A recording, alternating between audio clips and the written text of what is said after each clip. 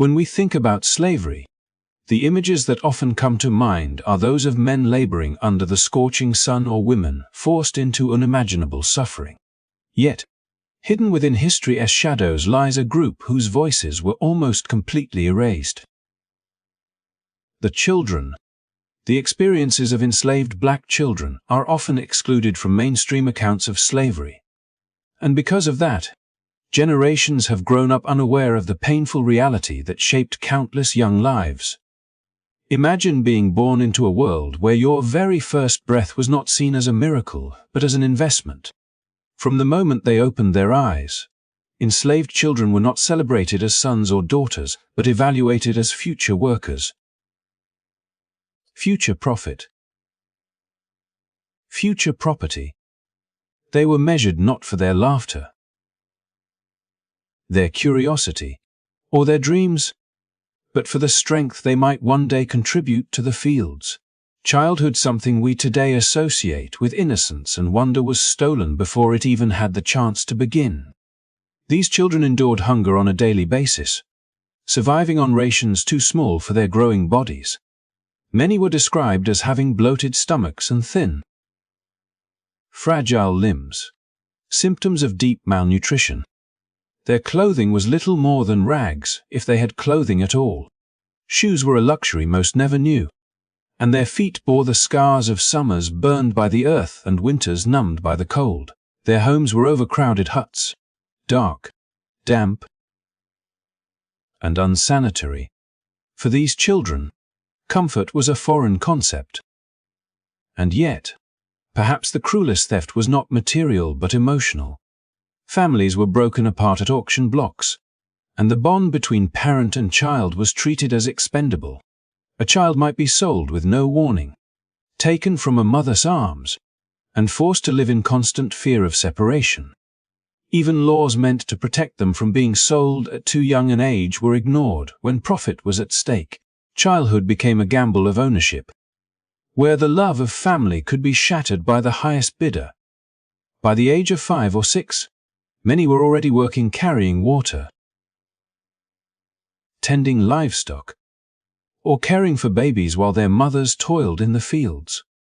By 10, the expectation of full labor arrived, whether in fields, kitchens, or workshops.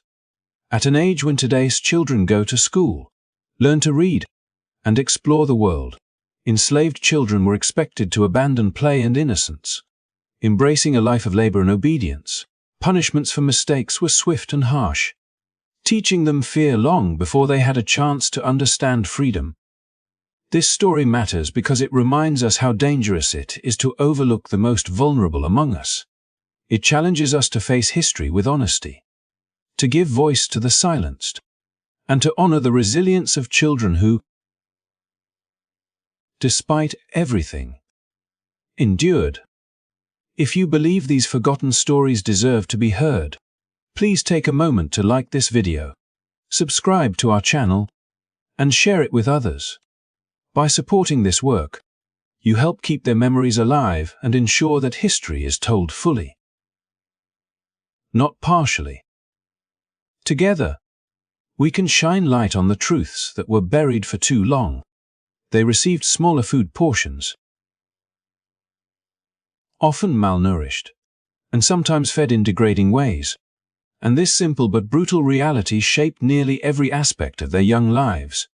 For enslaved children, meals were never moments of comfort or joy. Instead, they were reminders of control and deprivation. While children in other parts of the world might gather around a table with family, sharing food and stories, enslaved children were given just enough to keep them alive, but never enough to allow them to thrive.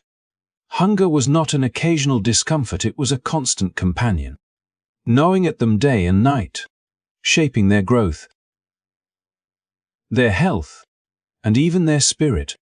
The rations they received were often meager scraps, cornmeal, molasses, or leftover cuts of meat that others would not eat.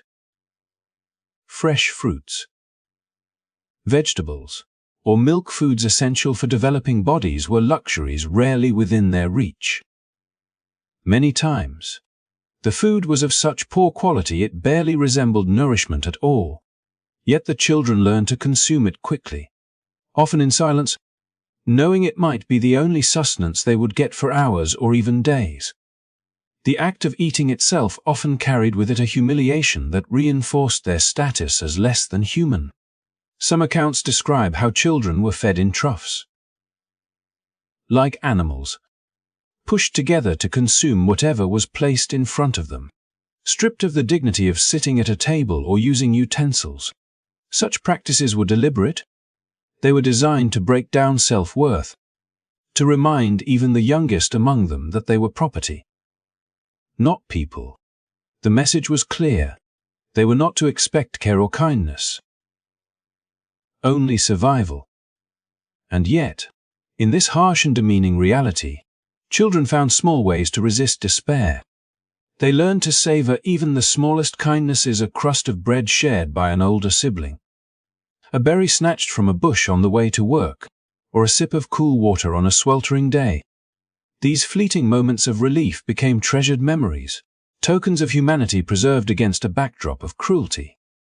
Malnutrition left visible marks on their bodies: stomachs swollen from hunger, thin arms and legs that struggled to keep up with the demands of labor, and dull, lifeless eyes that betrayed exhaustion became tragically common sights. Growth was stunted, diseases were frequent, and energy was always scarce. But beyond the physical toll, hunger left scars on the spirit: the constant yearning for food, the endless calculations of how to stretch one small portion or how to sneak a little extra. Instilled in these children a survival instinct far beyond their years. They grew up fast, not because they wanted to, but because they had no other choice. The deprivation also created a cycle of dependency carefully maintained by those in power. By controlling food, the enslavers controlled not only the body but also the mind. Children learned that obedience might occasionally bring a reward: a slightly larger portion, a rare taste of sweetness, but defiance could mean punishment or withheld rations. This manipulation ensured that even the act of eating was entangled with power, reinforcing the hierarchy that defined their existence. And yet, despite this web of control, the children's resilience often shone through. They learned to share, to comfort one another in whispers when hunger pangs became unbearable, and to find moments of laughter even when their bellies ached. The cruelty of being underfed while surrounded by abundance was perhaps the most striking contradiction. Plantations often produced enormous amounts of food, but the best harvests were reserved for the owners and for profit. Children saw barrels of grain, baskets of fruit, and livestock raised in their midst, yet their own meals were reduced to scraps. This daily injustice was a silent lesson, teaching them that the world they lived in was profoundly unequal, and that their suffering was not due to scarcity, but to deliberate choice. Such lessons planted seeds of awareness, an understanding of injustice that would later fuel resistance, both quiet and overt, even in their hunger. However, children developed remarkable ingenuity. They learned to gather herbs, roots, or wild plants to supplement their diets. Some snuck bits of food from kitchens or fields, risking harsh punishment to satisfy their etching bodies. These acts of quiet defiance were more than just about survival. They were statements of willpower, proof that even in the face of deprivation, they would not surrender entirely to the system designed to break them. These small victories, though invisible to the outside world, carried immense meaning for the children who lived them. The memory of hunger never left them. For many who survived into adulthood, the longing for enough food remained one of the most vivid recollections of their childhood. It shaped their relationship with nourishment for the rest of their lives, influencing how they raised their own children, how they thought about fairness, and how they remembered their youth. Hunger was not just about the absence of food, it was about the denial of care, of dignity, of humanity itself. By stripping children of these basic needs, those who held power attempted to strip them of identity. But despite everything, the children endured. They laughed. They played when they could. They clung to family bonds, however fragile, and they kept alive the quiet hope that someday life could be different. When we look back at these experiences today, it is not enough to simply acknowledge the suffering. We must understand that every empty stomach told a story of resilience, that every meager meal represented both oppression and survival. To tell their stories fully is to honor not only the pain but also the strength of those children who were denied so much, yet still managed to hold on to their humanity. Their hunger was real, their deprivation was systematic, but their spirit, though battered, was never completely extinguished. And it is in remembering them that we begin to restore what was taken, the recognition that even the smallest lives, even the silenced voices, mattered then and still matter now. Children wore rags or went naked, had nose, and lived in cramped, unsanitary huts. And this reality, though it might seem like a mere detail, was in truth a central part of the struggle that shaped their entire existence. Clothing is more than fabric. It is protection, identity, and dignity. For enslaved children, it became another reminder of what was stolen from them. They were given garments only when absolutely necessary, often made from coarse, rough cloth that rubbed against their skin and offered little comfort. Some wore the same ragged piece of clothing until it fell apart, leaving them exposed to the elements, while many others had nothing at all, forced to walk through life unclothed, stripped of even the simplest symbol of care. Shoes, something we might take for granted today, were practically non-existent for them, and the absence of this small but vital item left deep marks, both physical and emotional. Bare feet walked over scorching earth in summer, jagged stones on rough paths, and freezing mud in winter. Every step carried pain, and every season brought new wounds, infections, and scars that told of neglect. Their homes were no refuge from these hardships. The huts in which they lived were small, dark, and overcrowded, often shared by multiple families crammed into a single space. These shelters were hastily built, with gaps in the walls and leaky roofs that let in rain and cold winds. The floors were dirt, sometimes damp and always unclean, and the air was heavy with the smell of sickness, smoke, and sweat. Privacy was impossible, and comfort was unimaginable. Children slept on the ground or on piles of straw if they were fortunate, curled together for warmth when the night air grew bitter. These huts were not places of rest. They were places of survival, a thin barrier against the outside world but never true protection. Illness spread quickly in such conditions, and the lack of sanitation meant that even minor ailments could become dangerous. The lack of proper clothing, shoes, and housing was not simply a result of neglect but a deliberate reinforcement of status. By denying children even the most basic material necessities, those in power reinforced the idea that they were unworthy of care. To wear rags was to carry the visible mark of oppression on one's body, a constant reminder of one's place in a system that valued profit over humanity. The humiliation of being seen in torn or absent clothing, of walking barefoot while others walked shod, was a daily burden that weighed on their sense of self. It was a message that dignity was not theirs to claim, that comfort was a privilege reserved for others. And yet, despite these crushing realities, children found ways to adapt and endure. They learned to navigate the sharp ground with hardened feet, to huddle together in huts for shared warmth, to make games and laughter even among the dirt and shadows. Their resilience was not a denial of suffering, but a quiet form of resistance. Proof that even when stripped of material protection, the human spirit could still find ways to survive. In whispers, in play, in small acts of kindness, they clung to fragments of childhood, refusing to let the system take away everything. The physical hardships also shaped their understanding of the world from a young age. To live in rags, barefoot and cold, was to learn early that life was unfairly divided, that they were denied not because there was nothing to give but because someone chose not to give it. They could see with their own eyes the contrast between their own lives and those who owned them, the sturdy shoes, the clean garments, the warm, spacious homes. This contrast planted seeds of awareness, teaching them truths about injustice that no lesson in a classroom could ever provide. These children became witnesses to inequality not in abstract terms but in the daily experience of their own bodies, their own homes, their own hunger and cold. Illness was an ever-present threat in such conditions, and many did not survive childhood.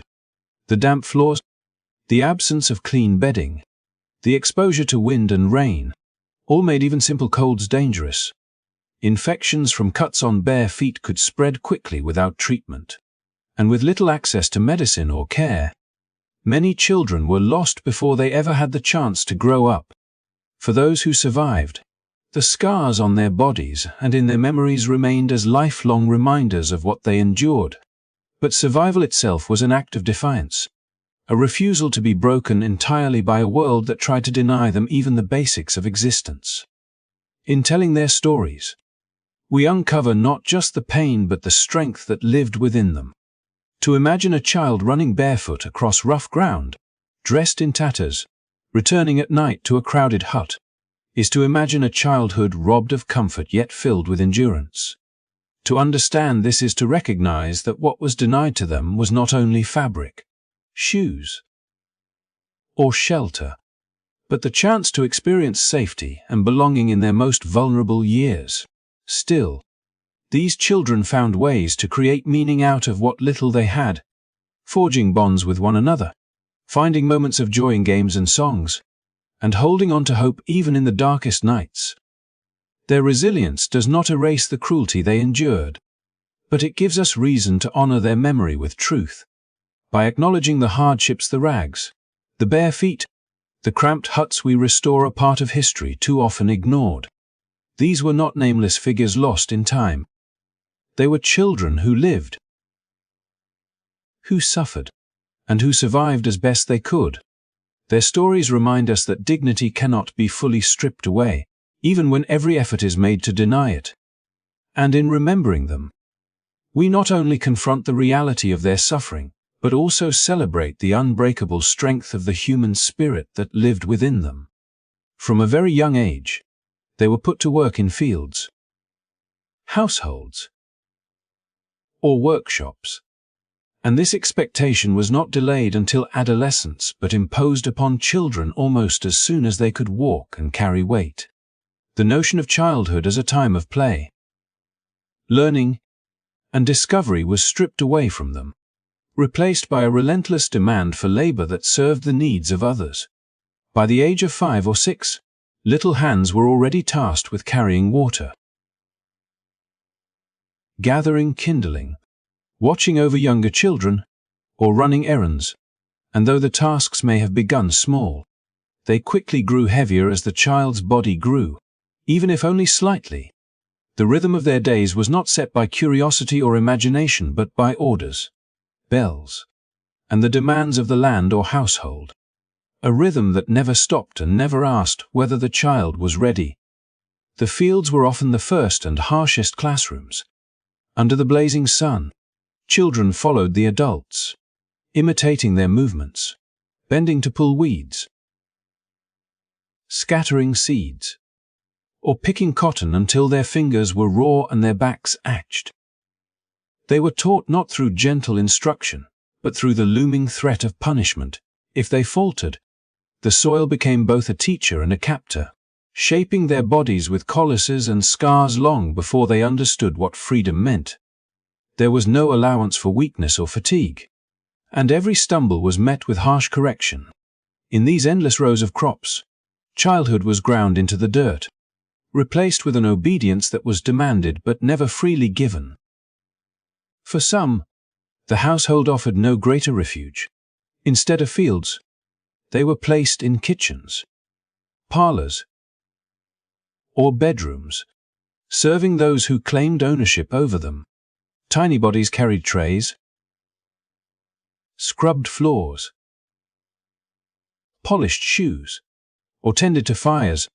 Their ears became attuned to commands, their movements dictated by the ringing of bells or the impatient voices of those they served. While others their age might have been learning letters or numbers, these children learned the hierarchy of servitude, trained to anticipate the needs of others while suppressing their own. Mistakes were not tolerated, and the weight of expectation pressed down heavily on them.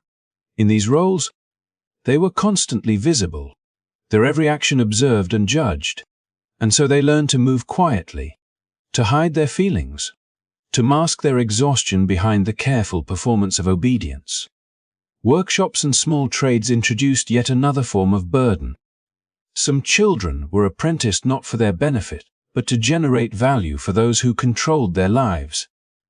They were taught to hammer, sew, or repair, their young fingers forced into skills that brought them no freedom, only more obligation.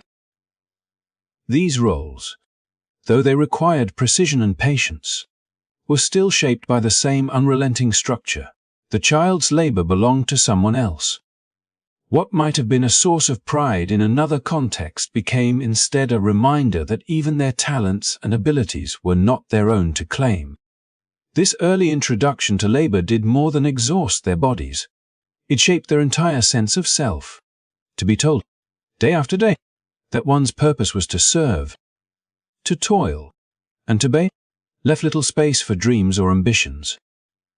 Playtime, if it existed at all, was snatched in fleeting moments between tasks, and often even those moments were cut short by new demands. Laughter could be heard, but always under the shadow of vigilance, for joy was not considered a right but a distraction from duty. Children grew up learning that their value was measured in productivity, not in imagination or potential, and this lesson carved deep grooves into their understanding of the world. The burden of labor also carried dangers. Tools too heavy for small hands, fields filled with hazards, fires too close to fragile bodies all posed constant risks.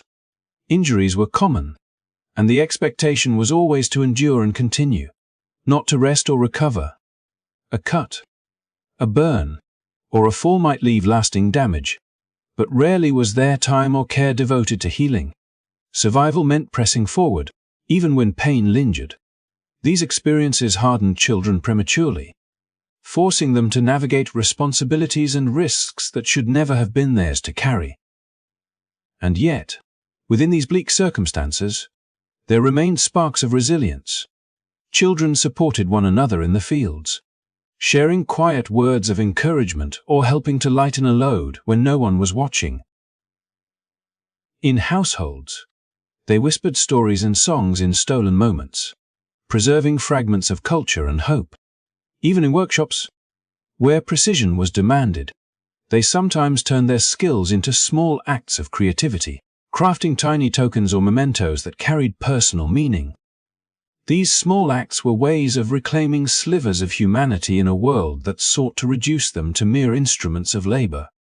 The impact of such an early introduction to work did not fade with age. Those who survived into adulthood often carried memories of exhaustion, of etching bodies too young to bear the weight placed upon them. Their sense of childhood was not filled with games or carefree discovery, but with the endless repetition of tasks and the ever-present awareness of being watched, judged, and controlled. Yet, those same memories also instilled in them an unyielding endurance, a capacity to withstand hardship, and a deep understanding of injustice. They had seen, from their earliest days, the sharp contrast between their own lives and those who denied them freedom. And this knowledge, though painful, became a foundation for resistance in its many forms. To reflect on their lives is to recognize that the denial of childhood itself was one of the greatest cruelties they endured. By forcing them into labor from their earliest years, the system robbed them not only of rest and play but of the chance to imagine futures beyond servitude. And yet, despite everything, they did not cease to hope, to share, to laugh in quiet corners, and to hold on to fragments of identity that no amount of labor could entirely erase.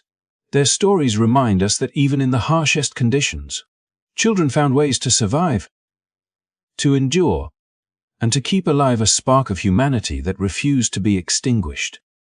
Children constantly faced the threat of being sold away from parents and siblings.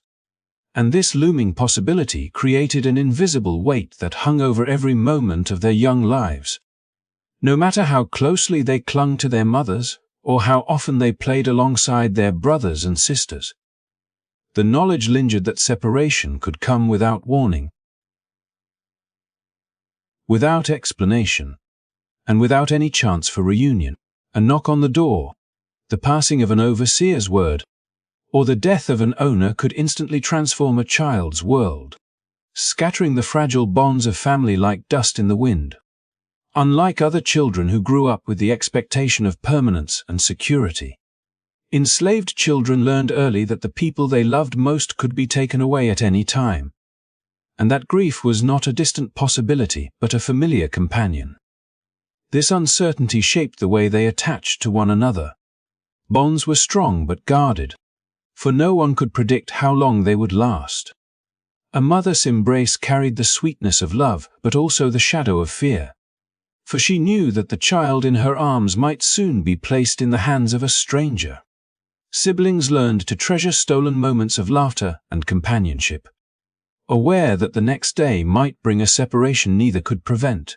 Stories have been passed down of children awakened before dawn, rushed from their quarters, and marched to an auction block where they were displayed and sold as though they were livestock, their cries for their mothers drowned by the clamor of bids.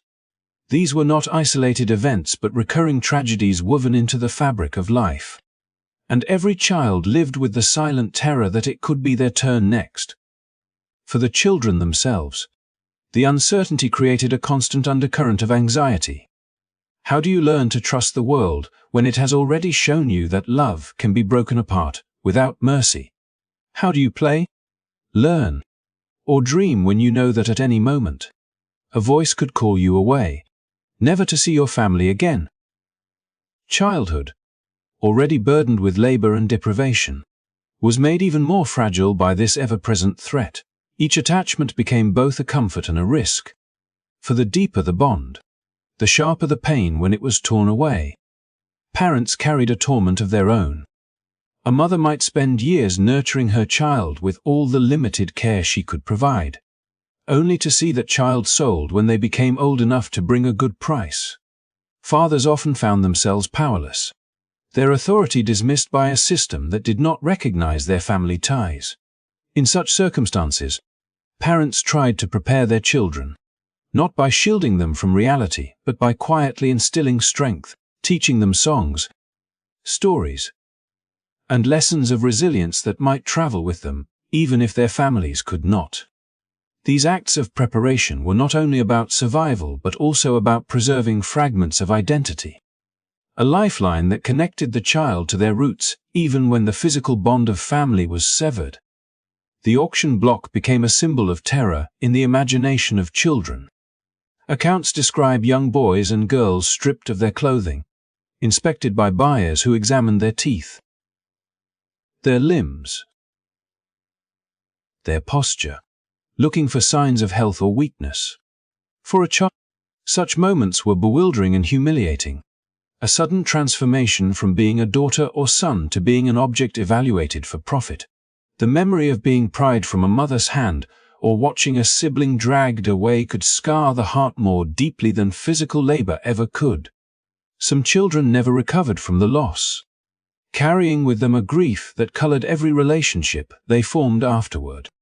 Others buried the pain deep within, choosing silence as their only protection against a world that refused to acknowledge their suffering. Even when laws were passed in some regions to restrict the sale of very young children, loopholes remained, and these protections were inconsistent at best. The economic logic of slavery did not honor sentiment. It valued bodies as assets, and children represented both immediate profit and long-term investment. Families were divided not because of personal animosity, but because the system itself thrived on fragmentation, ensuring that bonds of loyalty remained directed toward owners rather than within the enslaved community. By keeping families unstable, the system maintained control, weakening the power of unity and ensuring that resistance would be harder to organize. Yet, despite this deliberate breaking apart, children and families found ways to resist in quiet but powerful ways. Some parents risked punishment to slip away at night and visit children sold to nearby plantations. Siblings who found themselves divided by fences whispered to each other across the gaps, maintaining a thread of connection. In some cases, entire communities took responsibility for children left behind, raising them collectively and offering them the sense of belonging that the system tried to deny. These acts of solidarity, though small, represented a refusal to let the threat of separation fully destroy the fabric of love and kinship that held people together. For the children, the constant threat of sale became a defining feature of their understanding of the world. It taught them early that security could never be taken for granted, that love was precious precisely because it was vulnerable, and that survival meant carrying memories of family even when families were torn apart. Some grew up clinging fiercely to those memories, retelling the names, faces, and voices of loved ones so that they would never be forgotten, even across distances that could not be crossed. Others turned their grief into determination, fueling the strength they would one day need to endure or resist the system that had sought to strip them of everything. To consider the lives of these children is to understand that their pain was not only physical, but profoundly emotional. It was the ache of absence, the uncertainty of tomorrow, the fear of loss that never left them. It was the knowledge that the very people who should have been their refuge, parents, siblings, grandparents, could be taken away in an instant. And yet, within this world of uncertainty, children still managed to laugh, to love, and to hope, however fragile those moments might have been. Their resilience was not the result of safety or stability, but of a deep human will to hold on to connection, even when the world conspired to tear it apart. Their stories remind us that the denial of family was one of the gravest cruelties of their time, and yet also that the bonds of love, though threatened, could never be fully erased. They were paraded, inspected, and valued as property like livestock, a practice that stripped away any pretense of innocence or dignity and left children exposed to the cold calculations of profit and ownership. The auction block was not just a place of commerce. It was a theater of humiliation where human lives were displayed and measured before an audience whose interest lay only in what they could extract from those lives. For children, the experience was bewildering, frightening, and deeply scarring. Imagine a young boy, barely able to grasp what was happening, suddenly lifted before a crowd. His body turned and prodded as though he were no different from the animals sold in neighboring markets. Teeth were inspected for signs of health, arms and legs were pressed to test for strength, and eyes were studied for indications of vitality. Buyers calculated future years of labor, and every small feature was reduced to a number on a ledger. For a child who had once clung tightly to a mother's hand or played alongside siblings in brief moments of joy, this transformation into a commodity was shattering. The auctioneer's voice became the soundtrack to their loss, rising with bids that determined their fate while ignoring their humanity.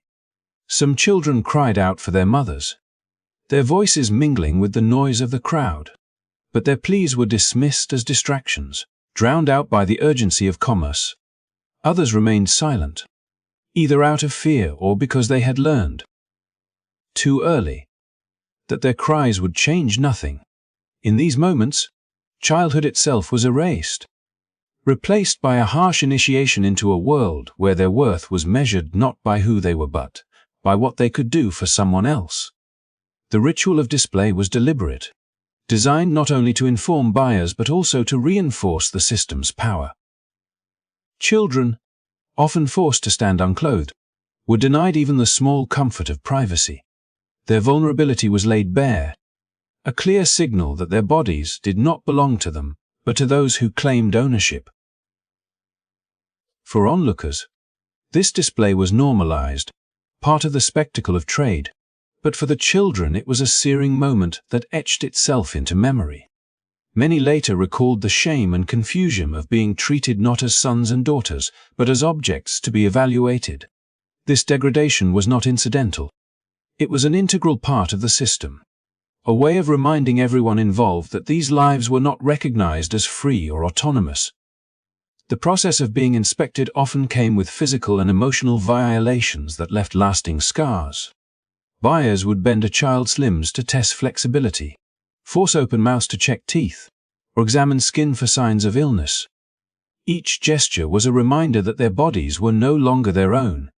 Some children were deemed strong and healthy and fetched higher prices, while others, judged as weaker, were sold for less or dismissed entirely.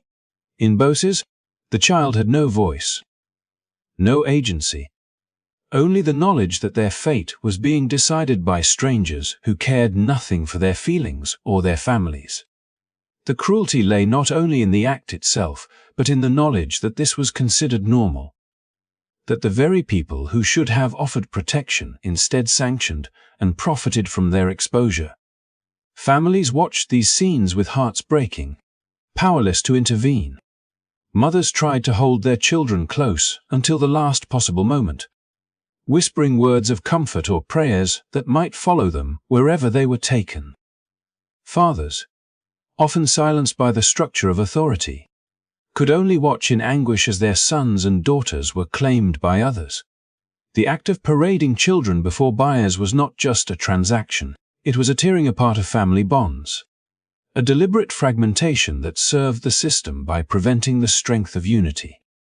The grief that followed was heavy and enduring, for separation at the auction block often meant finality, with little hope of reunion. The marketplace itself amplified this cruelty. These were not private dealings conducted behind closed doors, but public spectacles that mingled with the commerce of everyday life. Children were displayed alongside goods and animals, reinforcing the message that their lives were no more sacred than the wagons, tools, or livestock also for sale. The crowd's detached gaze, its calculated interest in muscle tone or growth potential, sent a clear signal. Individuality and humanity were irrelevant.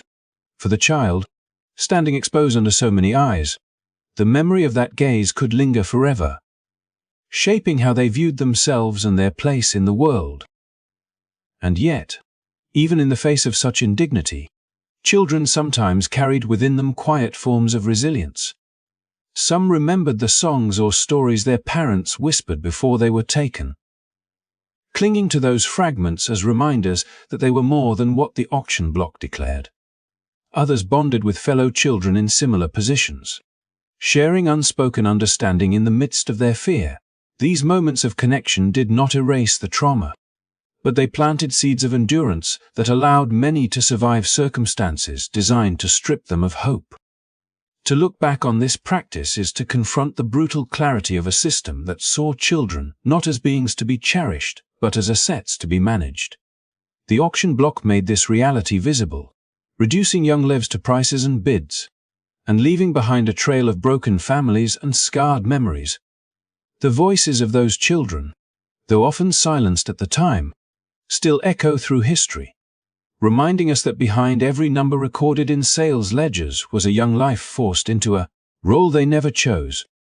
The image of children paraded and inspected as property reveals not only the cruelty of the past, but also the resilience of those who endured it, refusing, in whatever ways they could, to let their humanity be entirely erased.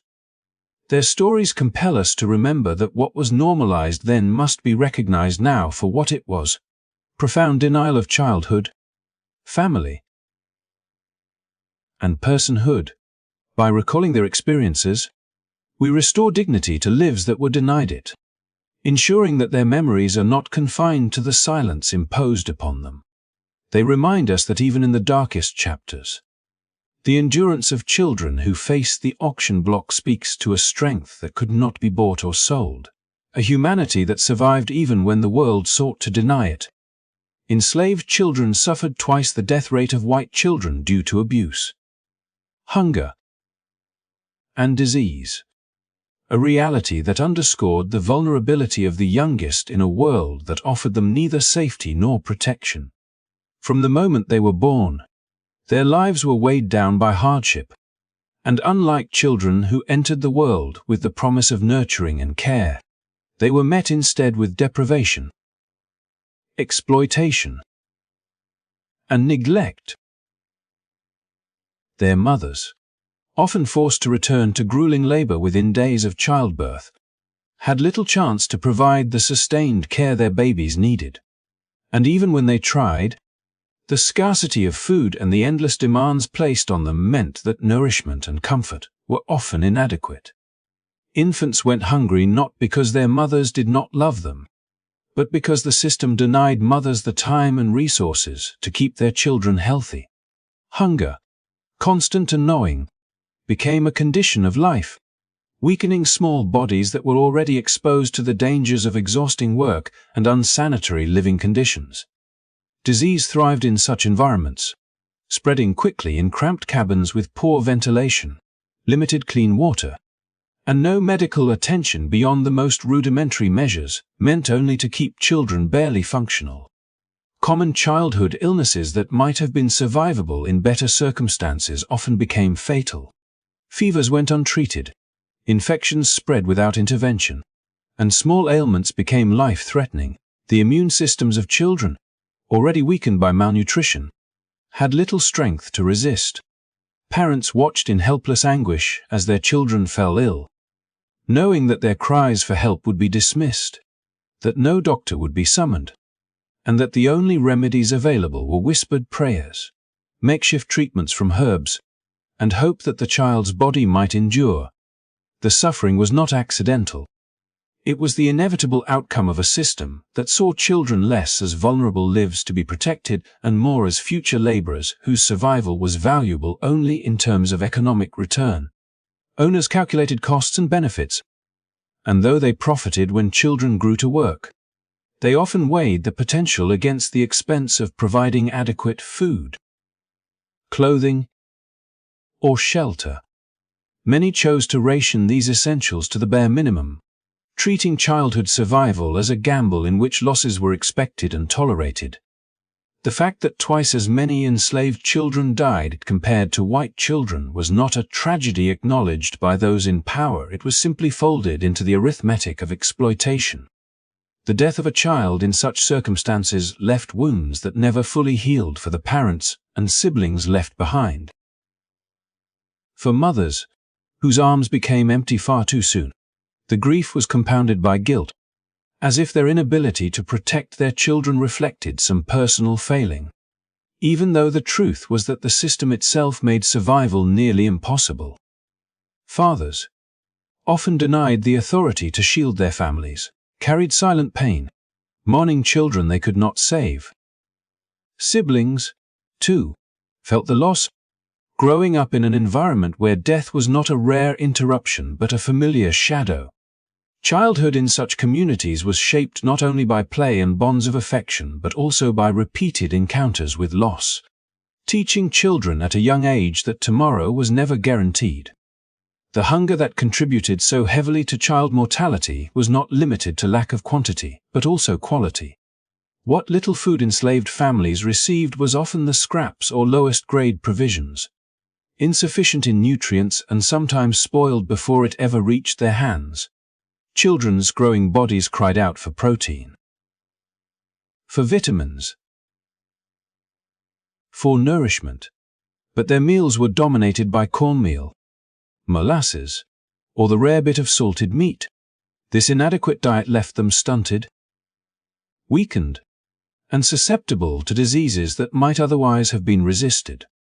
Malnutrition carved itself into their bones and bodies, evident in thin frames, swollen bellies, and slowed development, visible reminders of the cost of systemic neglect. Abuse also played a devastating role, compounding the risks that children already faced from hunger and disease. Their small bodies bore the weight of punishments meant to enforce discipline, to instill fear, and to break spirits before they could grow into defiance. Injuries left untreated often became infected, And the stress of constant fear weakened immune systems further. The psychological toll, though less visible than physical wounds, manifested in despair, withdrawal, and in some cases a giving up of the will to survive. The harshness of their daily existence meant that even the smallest illness or injury could spiral into fatal decline.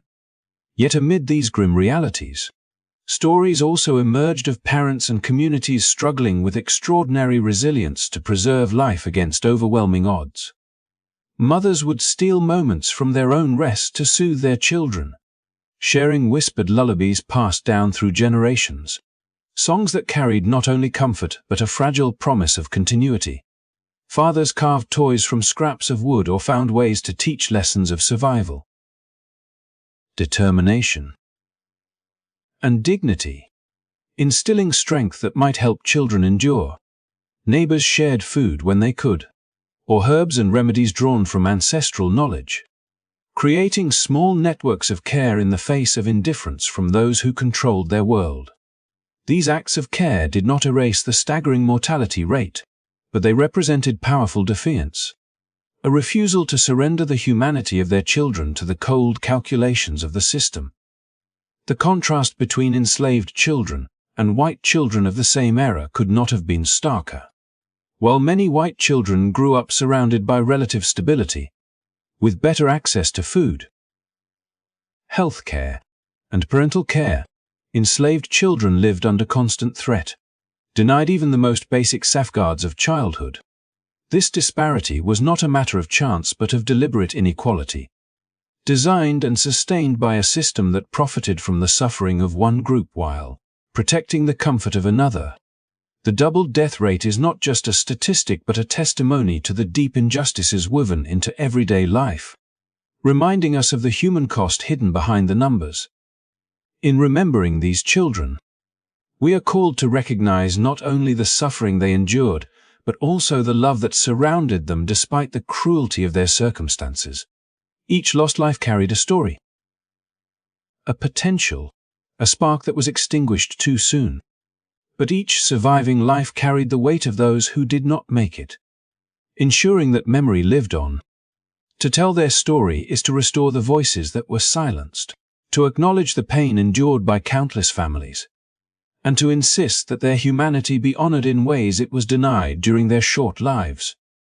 The reality that enslaved children suffered such disproportionate mortality is not simply a record of the past, it is a reminder of the strength of those who endured and the importance of bearing witness, so that their lives are not forgotten. Fear, punishment, and dehumanization were used to break their spirit from childhood, shaping lives where survival meant carrying invisible scars long before adulthood. For enslaved children, discipline was not about guidance or learning, but about control. The first lessons they absorbed were not about letters, numbers, or the natural curiosity that fills most young minds, but about silence, obedience, and submission. Every gesture, every word, every step was shadowed by the threat of punishment. It was a system that taught fear as if it were a language, ensuring that the boundaries of survival were drawn not by hope or imagination, but by the need to avoid pain. Children quickly learned that mistakes, even those born from inexperience, brought consequences. A spilled bucket of water, a moment of hesitation in the field, or even the innocent act of play at the wrong time could draw the attention of authority. Instead of patient correction, they faced punishments designed to humiliate and intimidate. Punishments that not only inflicted physical suffering but also left deep emotional wounds. It was a harsh education in survival, forcing children to abandon the carefree instincts of youth and replace them with vigilance, caution, and the constant anticipation of danger. This environment of discipline was not random but calculated. Those in power understood that children represented the next generation, and breaking their spirit early was a way to secure obedience for years to come. By instilling fear before they were old enough to question the world around them, they reduced the chances of resistance later, Dehumanization was woven into this process, stripping away the recognition of childhood as a stage of innocence and growth. Instead, children were treated as miniature workers, as property to be molded, their individuality erased in the service of control. The punishments themselves varied, but the intention was always the same: to demonstrate power and ensure submission. Some children endured physical pain that left their bodies aching long after the punishment ended, while others were shamed publicly, forced to bear the humiliation of being treated as less than human. The impact reached beyond the individual, as siblings and peers often witnessed these moments, internalizing the lesson that obedience was not optional but a matter of survival. This cycle of fear ensured that children grew up cautious, weary, and shaped by the knowledge that stepping outside invisible boundaries could bring swift retribution. Yet even in the midst of this harsh system, children did not completely lose their sense of self. Within their families and communities, there were moments of resistance, small but powerful efforts to preserve dignity and identity. Parents, despite the constant danger, whispered affirmations of worth to their children, reminding them that they were loved, that they belonged, that they were more than the world around them claimed. Songs, stories, and traditions became a shield against dehumanization, preserving culture and humanity even in an environment determined to strip both away. These acts of quiet defiance did not erase the fear but offered children a sense of continuity, a fragile thread connecting them to something greater than the punishments they endured. The weight of fear, however, shaped their personalities in lasting ways. Many children learned to suppress emotions, to hide joy or sadness alike, since any visible expression could draw unwanted attention. They became adept at reading the moods of adults around them, anticipating demands and adjusting behavior to avoid confrontation. This constant self-monitoring robbed them of the spontaneous freedom that childhood usually brings, forcing them into a maturity shaped not by growth but by survival. The loss of carefree innocence was not gradual but immediate, replaced by an understanding that the world was unpredictable, that safety was fleeting, and that their own voices had to remain quiet to endure. Dehumanization was reinforced in countless subtle ways as well, from the language used to describe them to the roles they were forced into. Children were consistently denied the recognition of their individuality. They were not called by names with pride but were often reduced to labels, nicknames, or numbers that reinforced their status as property. This stripping away of identity was as damaging as any physical punishment, embedding the belief that their worth was measured not by who they were but by what they could provide. Such messages, repeated day after day, could erode self-esteem, leaving scars that shaped how they saw themselves and the world around them. The fear instilled in childhood also had broader implications for the community. It created divisions, pitting children against one another in moments where obedience was demanded at the expense of loyalty to peers or siblings. Some were forced into roles of responsibility or surveillance over others, teaching them early that survival sometimes required difficult choices. These dynamics fractured trust, creating an environment where isolation deepened the impact of punishment and fear. And yet, despite these efforts, bonds of solidarity often emerge, with children finding ways to comfort each other, to share moments of laughter in secrecy, or to provide small acts of kindness that resisted the constant push toward dehumanization. The lasting consequences of such a childhood were profound.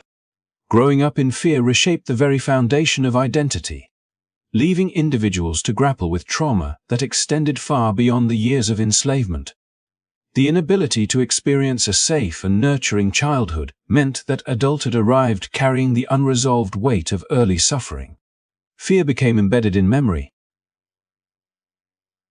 shaping relationships, self-worth, and the ability to trust. For many, survival required creating inner walls, a form of emotional armor that allowed them to endure but often left little room for vulnerability or healing. And yet, the resilience that emerged from these circumstances cannot be overlooked. Despite the calculated use of fear and punishment, many children grew into adults who carried forward traditions, who built communities, and who passed on stories of endurance. Their ability to survive such dehumanization speaks not to the system that oppressed them, but to the strength they inherited from families who refused to let love be extinguished. This resilience, born out of unimaginable hardship, ensured that their humanity endured despite every effort to erase it. To understand the experience of enslaved children is to confront the reality of how fear and punishment were deliberately used to shape lives, and how those lives, though marked by suffering, continued to carry the weight of endurance and the spark of identity. Their childhoods were not defined by innocence but by survival, yet within that survival lay a strength that future generations would inherit. The stories of these children remind us that even in the harshest conditions, humanity can persist, carried forward by the determination of those who, even as children, refused to let fear completely extinguish their spirit. For many enslaved girls, the fragile bridge between childhood and adulthood was crossed far too early, at an age when most children should still have been playing, learning, and exploring the possibilities of their future.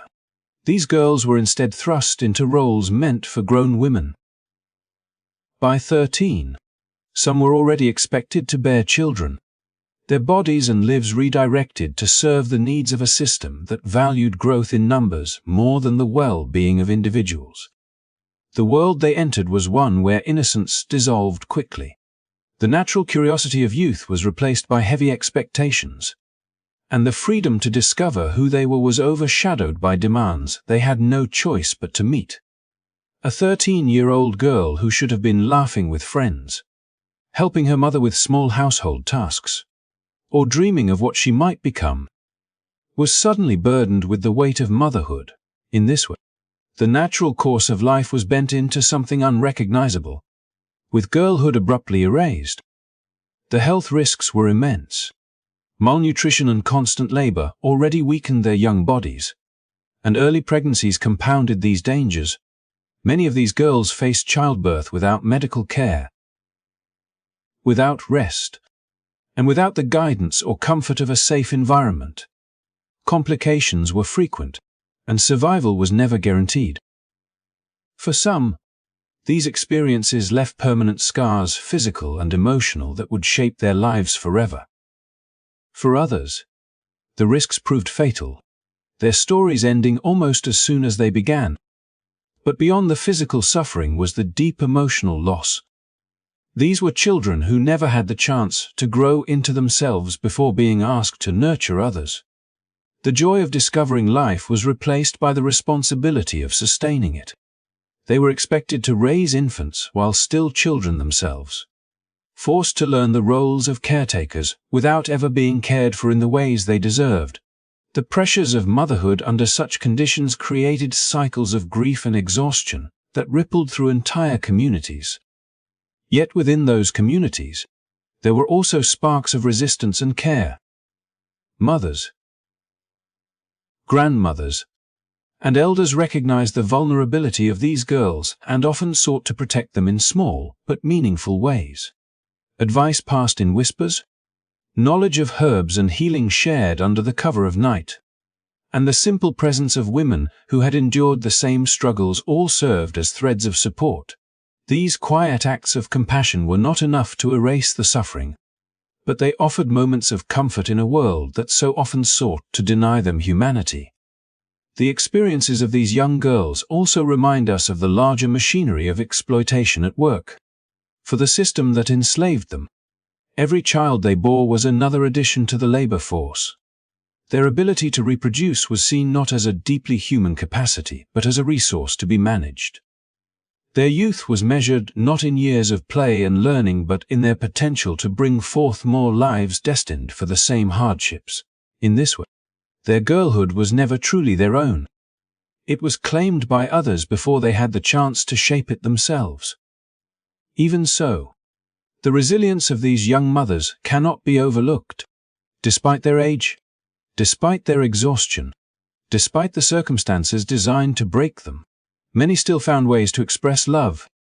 They held their babies close, whispered words of hope, and carved out spaces of tenderness where none should have been possible. Their courage was quiet but profound, a refusal to surrender completely to a system that sought to erase their humanity. To tell their story is to confront one of the most painful aspects of the past. But it is also to honor their strength. Their childhoods were cut short, their futures redirected, and their choices denied, yet they endured. They remind us that history is not only measured in battles fought or laws passed, but in the lives of individuals, especially the most vulnerable, whose experiences reveal both the cruelty of what was and the resilience of those who lived through it. By remembering the girls who were forced into motherhood too soon, we give voice to those who were silenced in their own time.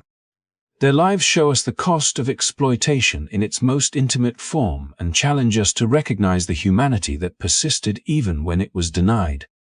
These stories are not only about suffering, they are about the strength of young hearts that carried responsibilities far beyond their years, about love that endured even in the harshest conditions, and about the courage to continue when the world gave them so little in return.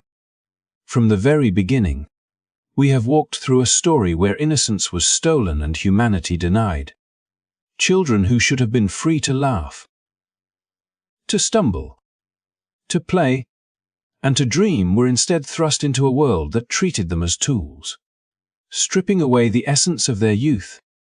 Their worth was calculated not by the light in their eyes or the warmth of their hearts, but by what they could produce, how they could labor, and how they could increase the wealth of others.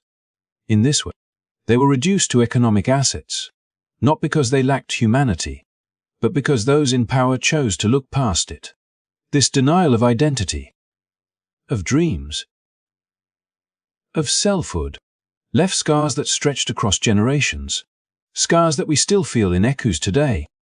The tragedy is not only in the pain they endured but also in the silence that often surrounds their stories. For too long, mainstream narratives of history have overlooked the voices of enslaved children, the very ones who bore the weight of both exploitation and invisibility. Their lives were marked by hunger, by fear, by separation from parents and siblings, by the threat of sale, by early labor, and for young girls, by forced motherhood before they even reached womanhood. Each of these experiences tells us not only what was taken from them, but also what kind of world they were forced to endure, a world that chose profit over people, and control over compassion. And yet, in the midst of this, their resilience remains one of the most powerful parts of the story. For even when everything was done to strip away their humanity, many held onto it with unyielding strength. They shared songs, whispered stories, built bonds of care and love in the shadows of cruelty. Even in their powerlessness, they carried within them sparks of resistance, the refusal to let tenderness die, the determination to nurture one another, the hope, however fragile, that life could hold more than suffering. These sparks remind us that history is not only about what was taken, but also about what endured despite the odds. It is easy to read these accounts and feel despair, to wonder how humanity could have allowed such injustice to exist for so long. But remembering is not meant to weigh us down. It is meant to guide us. To remember these children is to make sure that we never allow their stories to be erased again. It is to honor their lives by telling the truth, by refusing to look away, and by learning from the past so that such cruelty is never repeated. Their voices, though silenced in their own time, can still speak to us today if we are willing to listen. This story is more than history, it is a call to empathy. It asks us to look beyond the numbers and see the children who once ran barefoot through the dust, whose eyes held dreams they were never allowed to chase, whose laughter was cut short but never meaningless. It asks us to imagine them as they truly were. Not property, not assets, not statistics, but children with boundless potential, deserving of love and dignity. When we see them this way, We restore what was unjustly taken, even if only in memory. And so, as we close this journey together, I want to thank you for walking through it with me. By listening, by reflecting, by opening your heart to stories that are often left untold, you have already taken part in keeping memory alive. These children cannot speak for themselves, but by remembering them, we ensure their stories continue to matter. We honor them by telling the truth, by acknowledging their humanity, and by refusing to let them fade into silence. If this story has moved you, I invite you to join me in keeping it alive. Please like this video, share it with others, and subscribe to the channel so that more hidden histories can be uncovered and remembered together. Every like, every share, every subscription helps amplify voices that history tried to erase. Together, we can build a community that values truth, compassion, and remembrance. Thank you for being here, for listening, and for caring. Stories like this are not easy, but they are necessary. And with each one told, we take a step closer to a world where dignity and humanity are never again denied. As you carry these voices with you tonight, I wish you peace, reflection, and rest. May you sleep well, with gratitude for the lives you honor simply by remembering them. Good night.